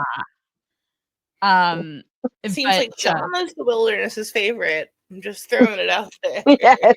Yeah, not Natalie. but so it'll be interesting to see the finale, to see what's going on, to see what happens with Lottie's death. Did I miss something, or is Ty saying to Melissa, "Got you this time"? Is that a reference to something from the past? I wondered about that too. Yeah. It seems like it was just a throwaway line, but it was strangely worded. Yeah. I wonder if Melissa does something in the teen timeline that that tried to escape or tried to do something, and Ty tried to stop her and failed. Yeah, so. Talks about Ty always taking Shauna's side, and I assumed that was about the showdown that happened at the end of the last episode, but we still have a few months to go in the wilderness. It could be about much more. Yeah, for sure. I want to talk to you guys about the scene at the end on the plane. What do you think that conversation meant? Like with the two Vans? Yeah, with adult Van, like, saying that asking basically what's the reward for all of this, and teen Van that was saying, I can't tell you that. Saying that survival isn't the reward is really interesting. What then is the reward? Because that's what they've all thought was surviving. Sacrifice somebody, we eat, we survive longer. But if surviving isn't the reward, what is? Is the reward becoming more murderous? I really don't know. Yes. I think it goes back to the dream, the cave dream where they were all in the classroom, and Lottie was writing that Ralph Waldo Emerson quote on the board of all the ways. I think that was Ralph Waldo Emerson. I'm pretty sure it was. But it seems like Ralph Waldo Emerson anyway. But of all the ways to lose someone, death is the kindest. I think I kind of feel like it goes back to that. Like, she's not going to have to be around to see things get much, much worse. Yeah. And her death, she's leaving people with a positive impression. People aren't going to be like, oh my God, Van ruined my life. And she'll be remembered fondly. And she won't have to witness like the absolute hell that is coming for Shauna and probably Ty and Misty as well. That's kind of what I felt like it was all about. I don't know. Maybe there's a circular world kind of theory, like a sort of reincarnation thing. But instead of them going into a new body, when they do well, they die, and they can go back and relive that time as a teenager, but without all the bad stuff happening. So, she gets to relive her life as a teenager, as a normal person. That was a theory I had, but I didn't really know how to quite articulate it. So thank you for that. You're welcome. That's really interesting. I had this thought that perhaps at the end of this series, we might get some kind of scene. Maybe we will actually get like a parallel universe scene at the end of the series where the people who didn't completely lose themselves end up getting rescued really early on from the wilderness. Yeah. And those who didn't, or those who did, are just going to die out there. And basically everything we're watching is going to be their fate. And let me go back to something that I picked up on early on in season 1. that I've always had in the back of my mind, because I always felt like it meant something. When they took the vote whether to stay at the plane or go to the lake, it was pretty split. Like, eventually, the lake won, obviously. But it was fairly split, and I always felt like that may have meant something. Like, people who voted a certain way are going to fall into this fate category, and the people that voted this way are going to fall into this other fate category. If you think about, what we've been saying about, it's coming down to these three, and if it comes down to Misty in the adult timeline, maybe it's about them learning from their mistakes, from what they did in their teenage years, and it's all going to come back to Misty changing something in her adult life, whatever, before she dies. And then when she dies, we all go back to that point, and she doesn't destroy the transponder, and they all get rescued. Which would be a bit of a logical plot flaw, since they don't actually work that way. But most TV shows don't even. That needs to be underwater to send out a signal anyway. So but just a nitpick.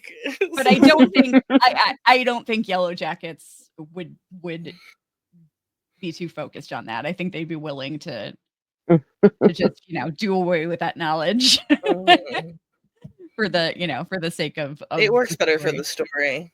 Yeah. Or they could have crashed into that lake and then it would have worked. It's so weird to me that they only work, that they're activated by water. That's so strange to me. But I really kind of like that theory, and that's kind of the only parallel universe theory that I find appealing at all. And I feel like to play it off really well, I like the idea of them maybe doing it at the very end as almost kind of like a post credits thing. Yeah. Like a sliding doors. Yeah. Post credits. That'd be cool. Yeah, exactly. But who's your guys' picks for the Sassy Magazine Award and the Zubaz Award this week? Dawn, why don't you I think the Sassy has to go to Van for being the hero. The hero's journey. She had her time, and it proved that she has always been and will always be the good one in the group. And the Zuba, I think, I'm not going to give it to Walter for wearing those shorts. It's hard because they all did pretty good things. Even though, Hannah killed Kobe, I understand her reasons for doing it. I'm going to have to give it to Teen Shauna for possibly deliberately trying to shoot at Melissa. Did she actually mean to kill her and just luck stopped her? So I'm going to give it to Shauna. I think she was being very deliberate. I think she did exactly what she meant to do. Yeah, same. And was impressed that she was able to do it. Surprise herself. Yeah. Yeah. I think having the ability to scare the shit out of somebody that is more important to her than I think the ability to flaunt power is more important to her than actually having the power. Yeah. If that makes any sense. She wouldn't want to kill Melissa because she knows how to manipulate her. You need next. Yeah. What do you think? My Sassy's also going to Van, but it's going to both Vans. Adult Van, it's basically for the same reasons as Dawn. I loved getting to see her save the day and bring Ty back. No matter how devastating it was. I'm very bummed out about her not being with us anymore. Hopefully she shows back up as ghosts a la Jackie, or hopefully Lauren Ambrose isn't done with the show. Oh, I hope. Also, I want shout outs to Teen Van for that moment of taking pity on Melissa and getting her out of there. That was so intense and sad and awful, and I know. I loved that Van was the person who was the first one to make the empathetic gesture and offer her help in what is clearly some kind of horrible psychosexual relationship they've got going on there. Yeah. Yeah. I thought it was really good that was Van that did that, and I liked it. I liked it. Yeah. I felt real sad for Melissa, although it does seem like Melissa's also cuckoo for Cocoa Puffs. Then I think my Zubas are gonna go to Cody, because I feel like his whole character is kind of like a big nothing burger. Yeah. There's so much potential. Maybe we'll find out more about him later. It still, but like I don't know. I love Joe McHale, and I was really hoping for at least a little more stuff going down. He did not get much to do. Yeah. No, he didn't. And I think he would look good in Zubas. He may be the only person.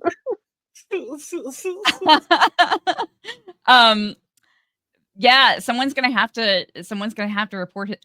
Oh my god, you guys. His death is John Oliver's character from Community is gonna find out about his death and have to go rescue them. John Oliver is gonna rescue the Yellowjackets. I'm so here for it. I would love to see that. Yes, that would be fucking amazing. I want to see him come in with somebody posted a thing in one of the Facebook groups this week, and I sent my response to Jazzy, because it was like, you're stuck in the wilderness with the Yellowjackets. The cast of the last show you watched is coming to rescue you. And I tagged Jazzy because literally the answer for me was, it's always sunny in Philadelphia. I'm like, oh god, I'm fucked. Can't get out of there. Yeah. I don't think I would make it, but it would be entertaining to watch. But yeah, I want to see John Oliver and Steve Colbert just come in and see the Yellowjackets next season. That would be fucking amazing. But I could give out so many Sassy Awards and Zubas Awards this week for just the guts that some of these characters had this week. Was super fascinating to me. I mean, we saw a lot of people making bold moves. And I mean, like Travis. Yeah. I mean, not just almost killing Lottie, but okay, did he build that trap or did he find it? It's the same pit. I mean, but did he rig it himself, do you think? Or oh, it is the same pit. So he did rig it. Yeah. It's the same pit. Yeah. He's just adapted it. Yeah. Wow. Okay. For some reason I kept thinking it was a different pit and that he found it. It's the same pit. No, I see. But holy shit, man. That's hardcore. Holy crap. Travis created the whole shebang, pretty much. I mean, I did not think he had it in him. Well, he didn't have it in him, obviously, to kill Lottie. No. I mean, he tried. He did his best. Yeah. I don't know. Oh my god. The way she looked at him was so fucking creepy. Yeah. Holy shit. I really wonder if she knows. Oh, she has to. I mean, she looked like she knew. I know. Yeah. Does she? Yeah. Yeah, she totally looked like she knew what was going on. Steve said but she should have pushed her.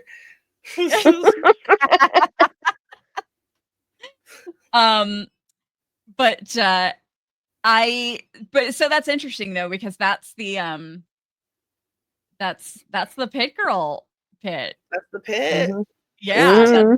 that's the pit. But yeah, so Travis might be regretting building that thing. I guess it depends on who Pit Girl is. Yeah. Travis actually ended up being Pit Girl, and John Garcia was really just John Garcia this whole time.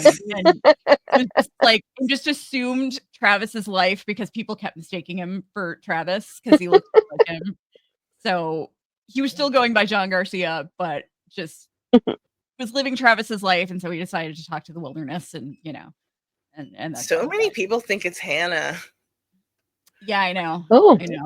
Yeah, I don't think I don't feel like we're emotionally attached enough to Hannah for it to be as impactful as it needs to be. Yeah, for sure. But at least I'm not. What's up? So at least I'm not. Yeah, no. I mean, you like episode 1. I feel like so much of the fandom was like, this is total foreshadowing that Mari is not Pit Girl, and I think you and I were both like, "Oh no, this totally seals it for us." People kept telling me I was overthinking it, and I'm like, noticing foreshadowing is not overthinking it. No, you're following. I mean, the parallels with Mari and Melissa, you know what I mean? Like they open the show with a hunt that's almost identical to the Pit Girl hunt. Yeah. And Mari is the one being chased. Now, granted, she is like a decoy, but she is the one that they're focusing on. They're recreating that shot for shot with Mari in that role. The episode is called It Girl. Yes. And then the episode ends with Mari in a pit. Yes. I just feel like that's a lot of foreshadowing. Personally. Yeah. I don't want to like be like as a writer, but like it for me it's like the same thing with Ben and the cabin. Like why would they show so many clues for no reason? And then everyone's like, it's a red herring, you're overthinking it. And I'm like, guess we'll see. It's like on The Walking Dead. I hate the Glenn fake out for many reasons. Oh, yeah. But people thought, they've almost killed him off, so they definitely won't kill him off in the lineup. But then they did. That's what writers do. It's the double bluff. Mm-hmm. Yeah. I definitely thought that he was not gonna get Negan after they already just killed him off. Same. Like, good for Stephen Ewan's career, because yeah, he got out there at the right time. Beef. Yeah, beef was good. Sorry, not to get off topic, but it ties together. No, I think I'm like, I had a hard time with Zubaz and Sassy this week, but I think ultimately I'm gonna give the Sassy award also to Teen Van. Not just because like she was helpful with the phone. And she was she also like the scene that she had with Van on both ends of the episode, but and helping with Melissa. I mean, but just like I loved how cheery she and optimistic she was, like in both of the bookend scenes with the two Vans, despite the horrible circumstances. Yeah. I mean, it was just I loved that. Yeah. And I loved what she said about, surviving was never the reward. I loved everything about Teen Van in this episode. Me too. So Van's getting my sassy, and I know it's obvious, but my Zubaz award is it has to go to fucking Melissa, because fuck you for killing One of my favorite characters. I hate you. I will never love you. Yeah. Ever. I mean, Misty killed Natalie, but it was an accident. I can forgive her. It's like, I'm the gay now. Stamp, stamp, Yes. stamp. It's the gay Thunderdome. There Two could gays be no enter. other lie. Two gays enter. One gay leaves. Stop burying your gays television. Please, for me. Yellowjackets, I can kind of forgive them a little bit because Yeah. there aren't many straight characters. They're killing everyone Yeah. at a rate of knots. Everyone's dying. Yeah. Well, I think there are more gay characters than straight characters on this show, if you don't count the straight characters' significant others. Mhm. But yeah, it's with this one, it's kind of hard because there are so many. I'm just assuming at this point that like that of the teen characters that we don't know, whose sexuality we don't know, I'm just assuming at least one or two of them are probably queer as well. But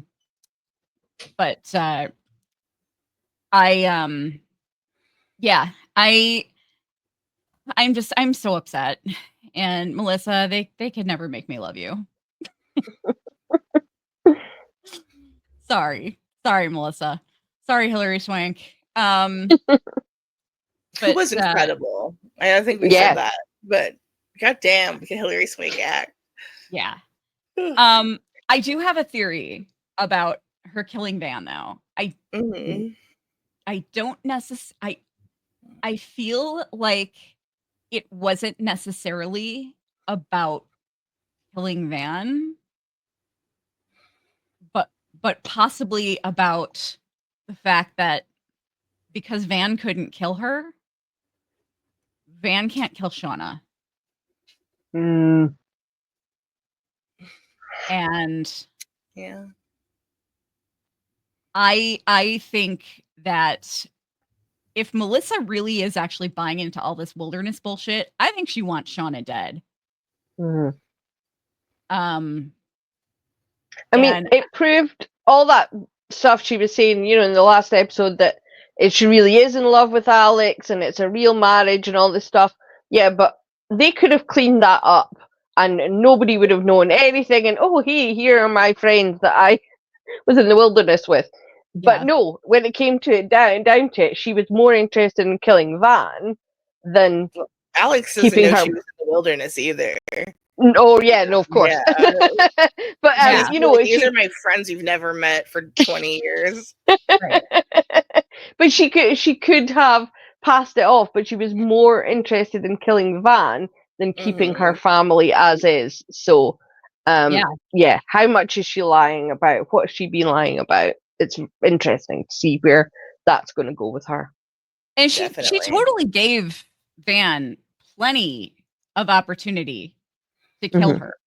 Like, she closed the flue and laid there waiting to die with everybody else. And she, I mean, like, she gave Van had plenty of time. She was straddling her with a knife. She told her to do it. Yeah. And Van couldn't. And so that's when she did it. And that's why I think that it was never that's why I feel like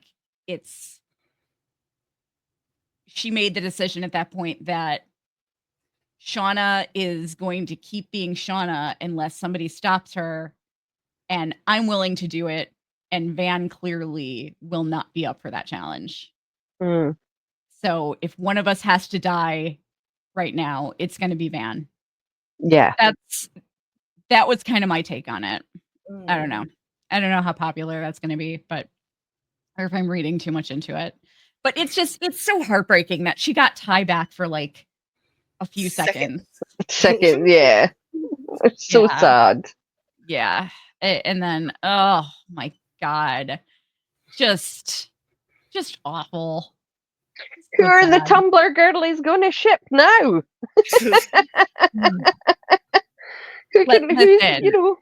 I was hardcore shipping. I fucking hate the ship names for this show. Like Shauna. Mhm. I was hardcore shipping Shaunisa, which is what I was calling Shauna and Ty. I was hardcore shipping them in the adult timeline in season 1. Yeah, me Not too. so much anymore. I loved And their relationship in season 1. yeah, it was so great. And that's been pretty much dropped. And that is not gonna happen now. I think, like, No. yeah, I don't think there's like, yeah. Shauna, I think everybody's over Shauna at this point. In both timelines. And yeah, I don't see Ty and Shauna being a popular ship. Unlikely. Yeah. Like, especially since she killed Ty's girlfriend. So. Wife. Let's just say it. She was Ty's wife, okay? They were Yeah. wifey. Yeah. You were trauma married. Yes. Yes. Trauma marriage. Is there anything that we missed that we didn't? Oh, wait. Don't think so. Well, An obvious one. Okay, one thing that I was really confused about. The X marks the spot. I just took it as that was young Van's subconscious communicating to her to look for an X. Okay. And her seeing the railroad crossing sign. Yeah. It's a railroad, yeah. Her Okay, seeing the railroad crossing sign when they caught Melissa let her knew that she was like on the path that she was supposed to be on. Gotcha. She's like, okay, right. what's happening is, so after that, then she's like, all right, Melissa, shut up.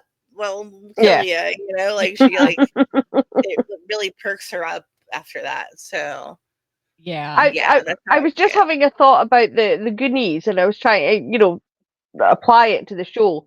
And obviously they did find literal treasure, but the real treasure they got was going back to their families and their homes being saved.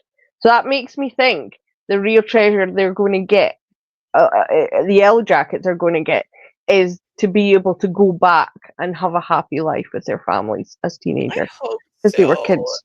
So yeah, I was just thinking that parallel. Yeah. I could be wrong. Yeah, I like that. I do too. Yeah, it's kind of like it it's almost kind of similar to the American Horror Story Murder House ghost ending, where they all had like the happy family Christmas. Like, that was corny though, but every single character that gets introduced in that season is dead and in that house except for Jessica Lange. There's like 87 ghosts in that house. The bug guy, like everybody, the florist, anyone who came by that house, bang! Oh fuck! Oh no! Like, and they all have banged, and they all hate each other. Yeah, like, yeah. What a horrible. That's just the plot of Ghosts. Yeah. I mean, I felt so bad for Zachary Quinto's husband being stuck with him, like, in that house for eternity.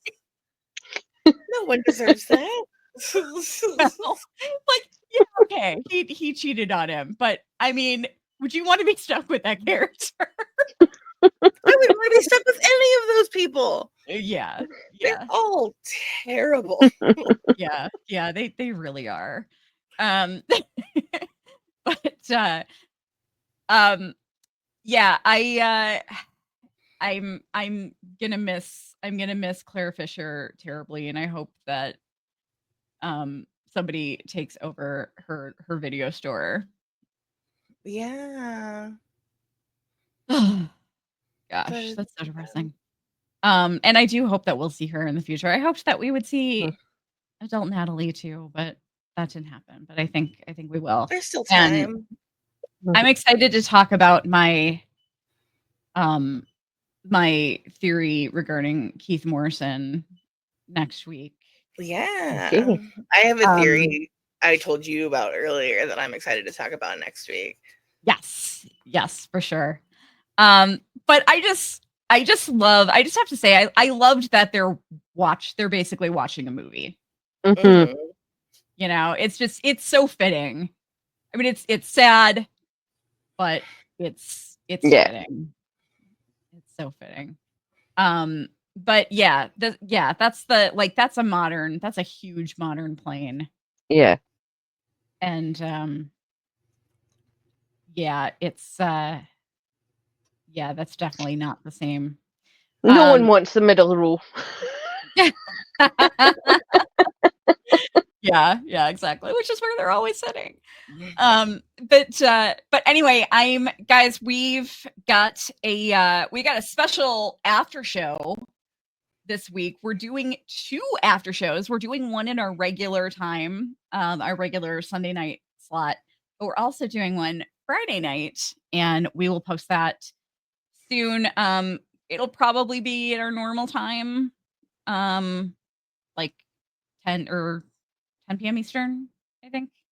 Yeah, so it'll probably be at our normal time, but it was Mel's birthday last week, and it's my birthday on Saturday, so we're likely gonna do a special Friday night stream. Yeah. So come join us if you want, and it'll be a lot of fun. Hopefully it'll be enough fun to drown out the haters that come after me It's every gonna year. be very fun. Yeah. But I'm gonna send I'm gonna send an Instagram message to like every cast member of every show we cover and be like, hey, join our live stream. It'll be fun. We'll send you cake. No, join us Friday night and join us Sunday night, and it'll be a lot of fun. Check out our cast interview, our Yellowjackets cast interview, if you haven't already checked that out. We also have coverage for you to take a look at from and Severance and Walking Dead universe. So check it out. And also, we've got an application up on the community tab, so please go look at that. And with that, we will fly on out of here. Peace, love, and Yellowjackets all. Buzz. Bye.